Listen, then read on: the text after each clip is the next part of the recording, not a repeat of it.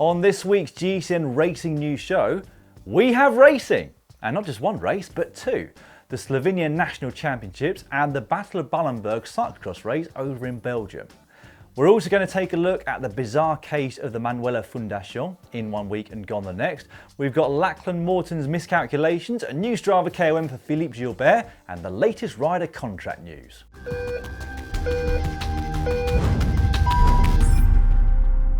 Let's start though with some actual racing, shall we? The Slag on Ballenberg, or the Battle of Ballenberg, took place on Saturday at the Sven Nys Cyclocross Centre in Baal. 6 men and 5 women took part in a 3-part cyclocross challenge there. So first up, in round 1, it was a 1-lap time trial over an extremely technical 436-metre course. Then in round 2, each of the riders had to ride as far as they could up the sand pit, getting 2 attempts each. And finally, in round 3, it was a 1-lap time trial over a more traditional type cyclocross course. And very nice, I have to say, to see a slightly different concept, and it produced a particularly interesting result in the men's event. So in the first round, Thibaut Nys was just over 1 second faster than Laurens Sweeck and 3 seconds faster than Mathieu van der Poel. He then backed that up by riding the furthest up the sandbank, over 2 metres more than Aert and van der Poel, and he then went on to make it a clean sweep in the final round, riding the longer course 2 seconds quicker than van der Poel and 3 seconds quicker than Sweeck. Now Thibaut Nys did of course have some slight home ground advantage. I mean, he must know every single inch of that place like the back of his hand, but it is still no mean feat to get the better of that pedigree of rider when you've only just come out of the junior ranks. I reckon he's like the Remco Evenepoel of cyclocross.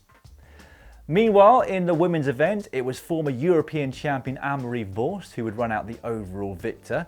She came out on top in the round 1 and round 3 time trials. And although she did miss out on the sandbank climb to yet another 18-year-old phenomenon, Shirin van Anrooy, she would come out the overall victor, with Anrooy in 2nd place. 3rd place overall went to Denise Betsimer. Now the other race of the weekend was the Slovenian National Championships, and finishing as it did up an 8-kilometre climb, which I'm not even going to attempt to pronounce, the battle was expected to be between Primož Roglic and Tadej Pogačar. And that was exactly what we got. They passed the remnants of the early breakaway in the final couple of kilometres, and in the end, it was the Vuelta a España winner Roglic who got the better of Pogačar. And fingers crossed, we get to see both of them lighting it up in the mountains at the Tour de France later on this summer. The bronze medal would go to Bahrain McLaren's Matej Mohoric, who finished at 35 seconds behind Roglic. Now interestingly, the women's race was timed so that they would coincide with the men's peloton after their first few laps. In the end, the woman who benefited from that the most was Ursa Pinter of the Ale Cipollini team, who crossed the line 14 seconds in front of Spela Kern, who's now got 7 podiums to her name at that race without a single win. Now, I'll have to apologise that we don't have any race rights footage to that particular event to show you. However, if you, like me, paid €5 to stream it online, you'll know there wasn't actually that much footage anyway. Not that I'm bitter, I mean, it was great to see any kind of bike racing, to be honest. Speaking of which, this week's poll is about paying to watch bike racing. Are you prepared to pay to watch top-level professional bike racing online? If it's good quality, I mean, not a constant buffering like it was yesterday. Anyway, yes or no answer, let us know by taking the poll that's over on the GCN app. You'll find a link to that on your screen right now. And if the answer is yes, let us know in the comments how much you'd be willing to pay. Right, we are going to move on now to that bizarre case with Mitchelton Scott and the Manuela Funda. Now, as soon as the announcement was made, there was a fair bit of discussion online about the legitimacy of that new sponsor. Blogger In a Ring wrote an article in which he highlighted a couple of previous sports team sponsorships which Francisco Huertas had reneged on. And then, a few days later, in an interview with Ride Media in Australia, owner Jerry Ryan was a bit cagey, to say the very least, and then just a couple of days later, the team announced that, despite a strong initial connection, the team would be going no further with Huertas and the Manuela Funda. Not a huge surprise, I have to say, and certainly not a case of didn't see that coming, because I think pretty much everybody did. And that's what makes this so bizarre. I mean, if journalists and some armchair fans can quickly find reasons to doubt the legitimacy of a businessman, then you'd think that such a very successful and long-time businessman like Jerry Ryan would have instantly realised that there was something not quite right. And certainly before the point of a press release and the launch of a brand new kit. Regardless, I guess we can be thankful that the plug was pulled before things got too far down the line, and here's hoping that the team can still continue beyond this year. That makes the results of last week's app poll a little bit redundant, but regardless, this was how you voted on what could be one of the most limited edition jerseys of all time. 58% of you going with hot on that one. Or maybe it's not redundant, because according to the website CicloWeb, who spoke to Stefano Garzelli, who apparently negotiated this deal, the contract has been agreed, signed, remains valid, and shall continue. The plot thickens. I don't think that's the last that we're going to hear about that one. Right, moving on, and a quick update now on some of the schedules being announced by the top riders. And first up, 82R's Romain Bardet's programme is almost entirely French-based, which I guess isn't particularly surprising. So in August, he will compete at the Route d'Occitanie for the first time since 2013, and then the Mont Ventoux Challenge, and then finally the Critérium du Dauphiné on the lead up to the Tour de France. Meanwhile, their Belgian one-day star, Oliver Naesen, will be concentrating on the Italian one-day classics, Strada Bianca, Milano Torino, and then Milano San Remo, where he finished third last year.